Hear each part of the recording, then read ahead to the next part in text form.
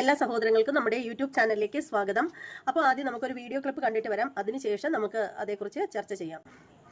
ഞങ്ങൾ living setup ആയിരുന്നു. സുധി എന്നെ ഒരു വർഷം ഇങ്ങനെ കൊണ്ടു നടന്ന് അത് വളരെ മോശമായിട്ടാണ് അവൾ പറയുന്നത്. എനിക്കിപ്പോൾ ഇതിലങ്ങനെ സംസാരിക്കാനായിട്ട് താല്പര്യമില്ല. ചേച്ചി അതിലും വലിയ നാണക്കേട് ഞാൻ ധാരണം ചെയ്തുകൊണ്ടിരിക്കും. ഇപ്പോൾ ഇതിനകത്ത് പറയാൻ പറ്റില്ല, അത്ര വൃത്തിയുടെ പേരാണ് പറഞ്ഞത്. ചേച്ചി ഊടിച്ചെടുത്തത്. ചേച്ചി ഇയാൾ വരുമ്പോൾ സ്വന്തം ഒരു ഷർട്ട് പോലും മേടിച്ചിടാൻ ഇല്ലാത്ത ഒരാളായിട്ടാണ് വരുന്നത്. എന്റെ കാശ് കൊണ്ടാണ് ഇത്രയായത്. ആദ്യമായിട്ട് എന്റെ അമ്മയുടെ കാശ് കൊണ്ട് വരുന്നത് മനസ്സിലായത്. എന്റെ ഔദാര്യത്തിലാണ് അവൾ ജീവിക്കുന്നത്. ഇപ്പോൾ സുധി വൈഫ് രേണുവിനെ കുറിച്ചാണ് എനിക്ക് കുറച്ച് കാര്യങ്ങൾ പറയാനുള്ളത്. അപ്പോൾ എനിക്കൊരിക്കലും അവളെ നാണം കെടുത്തണമെന്നോ ഇല്ലെങ്കിൽ അവൾ ഇമേജിനെ ബാധിക്കുന്നത് ചെയ്യണമെന്നോ എനിക്ക് താല്പര്യമുള്ള ആളല്ല. അയ്യോ എന്റെ സുധിച്ചേട്ടന്റെ കൂടെ അവൾ ഒരു വർഷം താമസിച്ചേ ഉള്ളൂ, കല്യാണം ഒന്നും അവൾ കഴിച്ചിട്ടില്ല എന്നാണ് പറഞ്ഞത്. എന്റെ അമ്മയുടെ 15 സെന്റ് വസ്തു വിറ്റിട്ടാണ് ഞങ്ങൾ കൊല്ലത്തേക്ക് വരുന്നത്. അവർ തമ്മിൽ കാണുന്നുണ്ട്. ഇപ്പോൾ ഇങ്ങനെ ആയിക്കുമല്ലോ, എനിക്ക് ഇങ്ങനെ റെക്കോർഡിംഗ് അത് പറയാനായിട്ട് ബുദ്ധിമുട്ടാണ്. അതുകൊണ്ടാണ് വൾഗർ മെസ്സേജുകളൊക്കെ ഉണ്ടായിരുന്നു. ചോദിച്ചു സുധി അടിക്കുകയൊക്കെ ചെയ്തു. ഇവിടെ പൊക്കിയത് കൊണ്ടുവരുന്ന എനിക്കറിയില്ല. അവർക്ക് റേറ്റിംഗ് വേണ്ടിയിട്ടായിരിക്കും. അപ്പോൾ പിന്നെ നിലവിൽ അവളാണല്ലോ ഉള്ളത്. രേണു സുധിയുടെ കൂടെ നിൽക്കുന്ന അതേ പാറ്റേണിലാണ് സുധി എന്നോട് സംസാരിച്ചുകൊണ്ടിരുന്നത്. ഞാൻ സംസാരത്തിലാണ് വീണ് പോയത്. അങ്ങനെ തന്നെയാണ്. അല്ലാതെ രേണുവിനെ മാത്രമല്ല പൊന്നെ ചക്കരയെ വിളിക്കുന്നത്. എനിക്ക് പാട്ട് പാടിക്കൊണ്ട് നടക്കാൻ ഇഷ്ടമല്ല. എനിക്ക് പുള്ളിയുടെ ഭാര്യ ലെവലിൽ ഇരിക്കുന്ന ഇഷ്ടമല്ല. പുള്ളിയുടെ ഭാര്യ ആയിരുന്നു എന്ന് പറയാൻ ഇഷ്ടമല്ല. അതായത് ഇവിടെ സപ്പോർട്ട് ചെയ്യുന്ന കുറേ ആൾക്കാർ വെച്ചിട്ടുണ്ട്. എന്ത് കണ്ടിട്ടാണ് ഇവിടെ പറയാൻ പോയത്. അപ്പോൾ നിങ്ങൾ ഈ ഒരു ഓഡിയോ കേട്ടിട്ട് നിങ്ങൾക്ക് എന്താണ് തോന്നുന്നത്? ശരിക്കും പറയുകയാണെങ്കിൽ ഇതിന്റെ ഒരു പൂർണ്ണമായിട്ടുള്ള ഒരു രൂപം എന്ന് പറഞ്ഞാൽ ഒരു 35 മിനിറ്റോളം ഉള്ള ഒരു ഓഡിയോയാണ്. അപ്പോൾ അതിനകത്ത് അവർ പറയുന്ന ഒരു കാര്യം എന്ന് വെച്ചാൽ കിച്ചുവിന്റെ അമ്മയുടെ പേര് അശ്വതിയോ അങ്ങനെ ഏതാണ്ടാണെന്ന് തോന്നുന്നു. അപ്പോൾ കിച്ചുവിന്റെ അമ്മ സൂയിസൈഡ് ചെയ്തതായിരുന്നു എന്നാണ് പറയുന്നത്. അപ്പോൾ അതിനുശേഷം രണ്ടാമത് ഈ പറയുന്ന കൊല്ലം സുധി വിവാഹം കഴിച്ച സ്ത്രീയാണ് ഇവരെന്നാണ് അവകാശപ്പെടുന്നത്. പക്ഷേ അത് നമുക്ക് എങ്ങനെ വിശ്വസിക്കാൻ സാധിക്കും?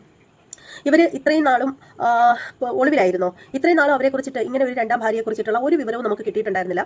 അവർ തന്നെ പറയുന്നതെന്ന് പറഞ്ഞാൽ അവർ കൊല്ലം സുധിക്കൊപ്പം വർക്ക് ചെയ്തിട്ടുള്ള ആളാണ് എന്ന് പറയുന്നു.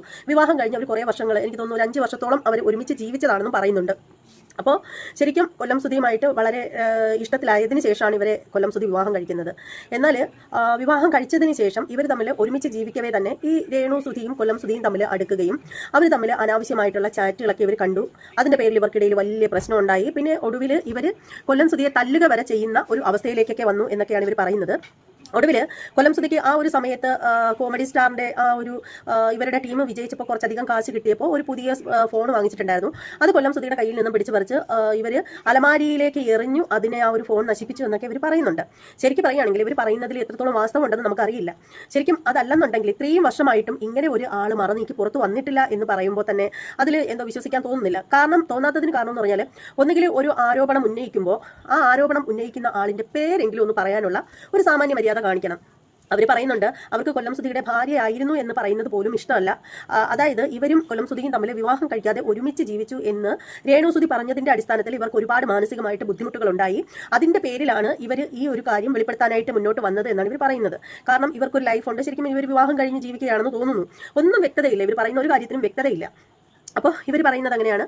അതായത് ഈ പറയുന്ന ഇവരും കൊല്ലം സുധിയും തമ്മിൽ നല്ല ഭാര്യ ഭർത്തൃ ബന്ധമായിരുന്നു. വിവാഹം കഴിച്ചവരാണ് അവർ. അങ്ങനെ ഒരു 5 വർഷത്തോളം ഒരുമിച്ച് ജീവിക്കവേ ഇതിൻ്റെ ഇടയിൽ ഒരു ഇത്തിൽക്കണ്ണി പോലെ പറ്റിച്ചേർന്ന് വന്നതാണ് രേണു സുധി. ശരിക്കും പറയുകയാണെങ്കിൽ എന്താണ്, രേണു സുധി കയറി വന്നിട്ട് ഇവരെ അടിച്ച് വെളിയിൽ കളഞ്ഞു എന്നുള്ള രീതിയിലാണ് ഇവർ പറയുന്നത്. കാരണം വെളിയിൽ കളഞ്ഞതല്ല, ശരിക്കും പറയുകയാണെങ്കിൽ രേണു സുധി അവിടെ ഇത്തിൽ കണ്ണിയായിട്ട് വന്നപ്പോൾ ഇവർ സ്വയം ഒഴിഞ്ഞു പോയതാണ്. കാരണം ഇത്രയും വിശ്വസിക്കാൻ കൊള്ളാത്തൊരുത്തൻ്റെ കൂടെ ജീവിക്കേണ്ടല്ലോ എന്ന് പറഞ്ഞിട്ട് പോയതാണെന്നാണ് ഇവർ പറയുന്നത്. അതുപോലെ അവർ പറയുന്ന ഒരു കാര്യം എന്ന് പറഞ്ഞാൽ കൊല്ലം സുധി ആണെങ്കിലും നല്ല മദ്യപാനിയാണ്. ഷൂട്ടിംഗ് ഇല്ലാത്ത എല്ലാ ദിവസവും നല്ല പൂസായിട്ട് കുടിക്കും. കയ്യിൽ പൈസ ഇല്ലെങ്കിൽ കടം മേടിച്ച് പോലും കുടിക്കുന്ന ഒരാളാണെന്നൊക്കെ അവർ പറയുന്നുണ്ട്. അതുപോലെ അവർ പറയുന്നത് ഫസ്റ്റ് ഇവരെ അടുത്തേക്ക് കൊല്ലം സുധി വരുന്ന സമയത്ത് സ്വന്തമായിട്ട് മാറിയിടാൻ ഒരു ഷർട്ട് പോലും ഇല്ലാത്തൊരവസ്ഥയിലായിരുന്നു എന്നും ഇവരുടെ ഒരു 15 സെന്റ് തറ വിറ്റിട്ട് ആ പൈസയൊക്കെ കൊല്ലം സുധിക്ക് വേണ്ടിയിട്ട് ചിലവാക്കിയിട്ടുണ്ട്. അങ്ങനെയൊക്കെ കുറേയേറെ കാര്യങ്ങൾ ഇവർ പറയുന്നുണ്ട്. അതിൽ ഞാൻ നേരത്തെ പറഞ്ഞതുപോലെ വലിയൊരു വീഡിയോ ആണ്, ഒരു 35 മിനിറ്റോളം ദൈർഘ്യമുള്ള. അതിനകത്താണ് ഇതെല്ലാം അവർ പറയുന്നത്. അപ്പോൾ അവരിപ്പോൾ അവരിപ്പോൾ നിലവിൽ വരാനുള്ള കാരണം എന്ന് പറഞ്ഞാൽ രേണു പലരിടത്തും ഇവരുമായിട്ട് ബന്ധപ്പെട്ട അല്ലെങ്കിൽ ഇവരുടെ സുഹൃത്തുക്കളടുത്തായാലും രേണു പറഞ്ഞിട്ടുണ്ട്. അതായത് ഇപ്പോൾ ഈ അടുത്ത സമയത്തൊക്കെ പറഞ്ഞിട്ടുണ്ട് ഈ കൊല്ലം സുധിയുടെ ഒരു സെറ്റപ്പ് മാത്രമായിരുന്നു ഈ ഒരു സ്ത്രീ എന്ന് പറഞ്ഞു. അപ്പോൾ അതാണ് ഇവരെ ചൊടിപ്പിച്ചത്. അപ്പോൾ മറ്റു പലരും ഇവരുടെ അടുത്ത് വന്നിട്ട് പറഞ്ഞു അത്രേ, നിങ്ങളും കൊല്ലം സുധിയും തമ്മിൽ ഇത്തരത്തിലുള്ളൊരു ബന്ധമല്ലായിരുന്നോ എന്ന് പറഞ്ഞപ്പോഴത്തേക്ക് ഇവർക്കത് വളരെ മോശമായിട്ട് തോന്നി. അവർക്കത് മാനസികമായിട്ട് വളരെയേറെ വിഷമം ഉണ്ടാക്കി. അതുകൊണ്ട് മാത്രമാണ് അവർ രംഗത്ത് വന്നത് എന്നാണ് അവർ പറയുന്നത്. എന്നാൽ അവരുടെ പേര് പോലും അവർ പറയാൻ തയ്യാറാവുന്നില്ല. അവിടെയാണ് നമ്മൾക്ക് അത്ഭുതം ഉണ്ടാവുന്നത്. നമുക്ക് അതിശയം തോന്നുന്നത് അതുകൊണ്ടാണ്. എന്തുകൊണ്ട് പേര് പറഞ്ഞുകൂടാ? നമ്മളൊരു തെറ്റ് ചെയ്തിട്ടില്ലെങ്കിൽ നമുക്ക് നേരെ ഒരു ചോദ്യചിഹ്നം വരുമ്പോൾ നമുക്ക് പേര് പറയാനുള്ള ധൈര്യം ഇല്ലെങ്കിൽ പിന്നെ അത് തോന്നുന്നു പറയാതിരിക്കുകയാണ് നല്ലത്, അല്ലേ? നമ്മൾ ഒരാളെ കുറിച്ചിട്ട് ഒരു കാര്യം പരാമർശിക്കുമ്പോൾ ഒന്നുമില്ലെങ്കിൽ നമ്മുടെ പേരെങ്കിലും പറയണ്ടേ. ഇത് പേര് പോലും വെളിപ്പെടുത്താതെ വന്ന് എന്തെങ്കിലും ഒന്ന് സംസാരിച്ച് കഴിഞ്ഞാൽ അതിന് എത്രത്തോളം വാല്യൂ ഉണ്ടാവും? നമ്മൾ എങ്ങനെ വിശ്വസിക്കും? അത്രയ്ക്ക് തൻ്റെ ഇടമില്ലാത്ത ഒരാളാണെങ്കിൽ ഇത് ഒളിച്ചും പതുങ്ങിയും വന്ന് വിശദീകരിക്കാതിരിക്കുന്നതായിരിക്കും നല്ലത്. ഇപ്പോൾ എനിക്ക് തോന്നുന്നു ബിഗ് ബോസിന്റെ ടൈമൊക്കെയാണ്. അപ്പോൾ ഈ ഒരു സമയത്ത് ഇതുപോലെയൊക്കെ ഒരുപാട് ഒന്നാമത് വിവാദങ്ങളിൽ പെട്ട് വരുന്ന ഒരു സ്ത്രീയാണ് രേണുസുതി എന്ന് പറയുന്നത്. അപ്പോൾ ഇതുപോലെയൊക്കെയുള്ള വിവാദങ്ങളൊക്കെ ആവുന്നു, സ്ഥിരം വൈറലായിട്ട് മാറുന്നു, ചർച്ച ചെയ്യുന്നു, എയറിൽ കിടന്ന് പറക്കുന്നു. ഇതൊക്കെ ആകുമ്പോൾ രേണുസുതിയെ ബിഗ് ബോസിലേക്ക് എടുക്കാൻ വേണ്ടിയിട്ട് ഇവരിലുള്ളവർ തന്നെ പ്ലാൻ ചെയ്തിട്ടുള്ള ഒരു ഓഡിയോ ക്ലിപ്പാണോ എന്നും സംശയിക്കേണ്ടിയിരിക്കുന്നു. കാരണം അല്ലെങ്കിൽ എന്തുകൊണ്ട് അവർക്ക് അവരുടെ പേര് പറഞ്ഞുകൂടാ? പേര് വെളിപ്പെടുത്താൻ നമ്മൾ ആരെയാ ഭയക്കേണ്ടത്? സ്വന്തം പേര് പറയുന്നതിന് ഭയക്കേണ്ട കാര്യം എന്താണ്? അവർ ശരിക്കും ഒരു പുകമറയാണ് എന്ന് വേണമെങ്കിൽ പറയാം. ഇവർ സംസാരിച്ചത് നേരിട്ട് വന്നിട്ടൊന്നുമല്ല, ഓഡിയോ വഴിയാണ്, വീഡിയോ വഴിയൊന്നുമല്ല, ഓഡിയോ വഴി പേര് പോലും പറയാണ്ട് ഒരു ഓഡിയോ ക്ലിപ്പ്. ശരിക്കും ഇവരാരാണെന്ന് നമുക്കറിയില്ല. അപ്പോൾ നമ്മൾ ശരിക്കും പറയുകയാണെങ്കിൽ ഇതിപ്പോൾ വന്നിരിക്കുന്നതെന്ന് പറഞ്ഞാൽ നിലവിൽ നമ്മൾ മനസ്സിലാക്കുന്നത് ഇവർ പറയുന്നത് വാസ്തവമാണെങ്കിൽ രേണുസുതി കൊല്ലം സുധിയുടെ മൂന്നാമത്തെ ഭാര്യയാണ്. ഇനി എത്ര ഭാര്യമാർ വരാനുണ്ടെന്ന് അറിയില്ല. ഇതേക്കുറിച്ചിട്ടൊക്കെ ഇതേക്കുറിച്ചിട്ടൊക്കെ ഒരു ധാരണയിലെത്താൻ കൊല്ലം സുധിയും ഇന്നിപ്പോൾ ജീവിച്ചിരിപ്പില്ല. ശരിക്കും പറയുകയാണെങ്കിൽ ഇവർ പറയുന്ന ഒരു കാര്യം എന്ന് പറഞ്ഞാൽ കൊല്ലം സുധി നാക്കെടുത്ത നുണ മാത്രമേ പറയുന്ന ഒരാളാണ്, സ്ഥിരമായി നുണ പറയുന്ന ഒരാളാണെന്നൊക്കെയാണ് ഈ പറയുന്ന സ്ത്രീ പറയുന്നത്. നമുക്കറിയില്ല. അപ്പോൾ രേണുസുതി ഇതിൻ്റെ ഭാഗമായിട്ട് രേണുസുതി ഒരു വിവാഹ സർട്ടിഫിക്കറ്റും പൊക്കി എടുത്തുകൊണ്ട് വന്നിട്ടുണ്ട്. അപ്പോൾ അത് നമുക്കൊന്ന് കാണാം. ഇവിടെ ഒന്നും കൂടെ ഞാൻ വായിക്കുവാണ്. The 4th schedule of the special marriage act 1954 പ്രകാരം ഞങ്ങൾ വിവാഹം ചെയ്തവരാണ്. ഇനി ഞാൻ സുധിച്ചേട്ടൻ്റെ ഫോട്ടോ വെക്കുന്നതിന്, സുധിച്ചേട്ടൻ്റെ പേര് വെക്കുന്നതിന് ഇവർക്ക് എന്നാന്നേ? ഞാൻ ഇന്ന് വരെ വേറൊരാളെ കല്യാണം കഴിച്ചിട്ടില്ലല്ലോ, ഇനിയോട്ട് കല്യാണം കഴിക്കാനും പോകുന്നില്ലെന്ന് തന്നെയാണ് എൻ്റെ വിശ്വാസം. അപ്പോൾ രേണുസുതിയുടെ വിവാഹ സർട്ടിഫിക്കറ്റാണ് രേണുസുതി പൊക്കി എടുത്തുകൊണ്ട് വന്നിരിക്കുന്നത്. പക്ഷേ എൻ്റെ ഡൗട്ട് എന്ന് പറഞ്ഞാൽ ഇത്രയേറെ വർഷം പഴക്കമുള്ളൊരു വിവാഹ സർട്ടിഫിക്കറ്റ് ആയിട്ട് അത് തോന്നുന്നില്ല കണ്ടിട്ട്. അപ്പോഴും കിട്ടിയത് കണക്കുണ്ടല്ലേ? ഒരു പക്ഷേ അവരത് വൃത്തിയായിട്ട് സൂക്ഷിച്ച് വെച്ചതുകൊണ്ടാവാം അല്ലേ?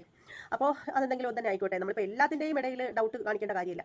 അപ്പോൾ ഇതിൻ്റെ ഇടയിൽ ഒരു രസകരമായിട്ടുള്ളൊരു കാര്യം എന്ന് വെച്ചാൽ രേണുസുതി കൊല്ലം സുധിയെ രണ്ടാം ഭാര്യയാണ്, അതായത് രേണുസുതി രണ്ടാമത് വിവാഹം കഴിക്കുന്നതാണ് കൊല്ലം സുധിയെ എന്നും പറഞ്ഞിട്ടൊക്കെ ഒരു സംസാരമൊക്കെ ഇതിൻ്റെ ഇടയിൽ ഉണ്ടായിട്ടുണ്ട്.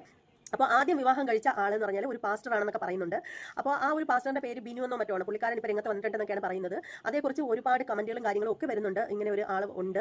പക്ഷേ എങ്ങും രേണുസുതി പറയുന്നത് രേണുസുതിയുടെ ആദ്യ വിവാഹമാണ് കൊല്ലം സുധിയുമായിട്ട് ഉള്ളത് എന്നാണ് പറയുന്നത്. പക്ഷേ പാസ്റ്ററുമായിട്ടുള്ള വിവാഹം ഒരുപാട് നാളൊന്നും അതിൻ്റെ ജീവിതമൊന്നും മുന്നോട്ട് പോയിട്ടില്ല. പക്ഷേ പാസ്റ്ററുമായിട്ട് വെറും 1-2 മാസത്തെ ദാമ്പത്യം മാത്രമേ ഉണ്ടായിരുന്നുള്ളൂ എന്നൊക്കെ പറയുന്നുണ്ട്. ഇതിൻ്റെ ഇടയിൽ എന്താണ് സത്യമെന്നോ എന്താണ് മിഥ്യയെന്നോ നമുക്കറിയില്ല. അതേക്കുറിച്ചൊക്കെ വരും ദിവസങ്ങളിൽ കൂടുതലായിട്ട് അറിയാൻ സാധിക്കുമെന്നാണ് തോന്നുന്നത്. അപ്പോൾ ഈ പറയുന്ന രേണുസുതിയുടെ ആദ്യ ഭർത്താവായാലും കൊല്ലം സുധിയുടെ രണ്ടാം ഭാര്യ ആയാലും പുകമറയ്ക്കുള്ളിൽ തന്നെയാണ് നിൽക്കുന്നത്. അവർ പുറത്തോട്ട് വന്നു കഴിഞ്ഞാലേ നമുക്ക് അതേക്കുറിച്ച് കൂടുതലായിട്ട് എന്തെങ്കിലും പറയാൻ സാധിക്കുകയുള്ളൂ.